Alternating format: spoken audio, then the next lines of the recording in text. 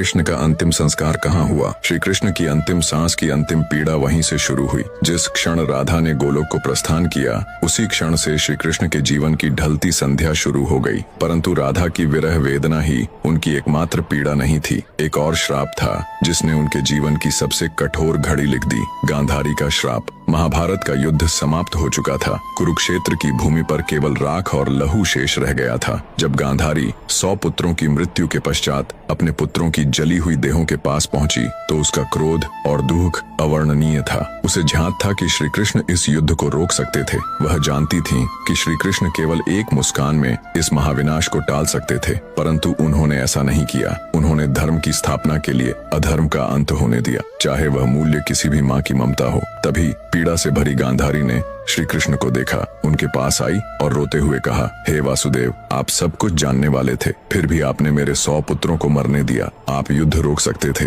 पर आपने केवल तमाशा देखा। मेरी ममता की आग आज आपको भी छुएगी। मैं आपको श्राप देती हूँ। ठीक वैसे ही जैसे मेरा वंश समाप्त हुआ, वैसे ही यदुवंश भी नष्ट होगा और आप भी अपनी मृत्यु को अकेले अपनों से बिछुड़कर एक तीर की पीड़ा में अनुभव करेंगे। श्री कृष्ण ने गांधारी के श्राप को शांत मन से स्वीकार किया, क्योंकि वह जानते थे यह भी उसी लीला का एक भाग है। जिस न्याय को वह लेकर आए थे, उसी न्याय की अग्नि अब उनके अपनों को भस्म करेगी। गांधारी का श्राप, राधा की जुदाई और यदुवंश का अंत, यही वो अंतिम अध्याय थे जिसने श्री कृष्ण के मानवीय रूप को सबसे गहरे दुख से भर दिया। अब जानिए कैसे त्रेता युग में श्री राम द्वारा दिया गया वरदान बना द्वापर में श्री कृष्ण की अंतिम लीला का कारण। अगर आपको श्री कृष्ण की अंतिम सांस के बारे में आगे बढ़ाना है तो चैनल को सब्सक्राइब करें। त्रेता युग का वह समय था जब राम ने रावण का वध कर अयोध्या लौटकर राम राज्य की स्थापना की थी। एक शाम अयोध्या के समीप एक तपस्वी राक्षस आया। नाम था जरासुर।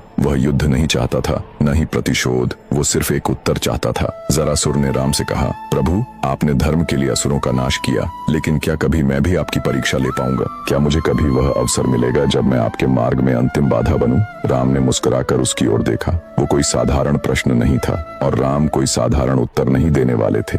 राम बोले, जब मैं द्वापर में श्री कृष्ण रूप में जन्म लूंगा तब तू मनुष्य रूप में जन्मेगा और वही जीवन तुझे वह अवसर देगा जिसकी तू आज याचना कर रहा है। तेरे हाथों ही मेरी लीला इस धरती पर पूर्ण होगी, ये मेरा वचन है। जरासुर झुक गया। उसने नहीं जाना कि वह वचन युगों बाद एक महारहस्य का कारण बनेगा। समय बीतता गया, युग बदले और द्वापर में वो वचन धीरे धीरे श्री कृष्ण के अंतिम क्षणों की ओर बढ़ने लगा। जब लीला पूरी हो चुकी थी और ब्रह्मांड का सबसे बड़ा प्रेमी अपने सबसे गहरे अकेलेपन में डूब चुका था, वो द्वारका का अंत था। सब कुछ समाप्त हो चुका था। यदुवंश का नाश, रणभूमि की गूंजती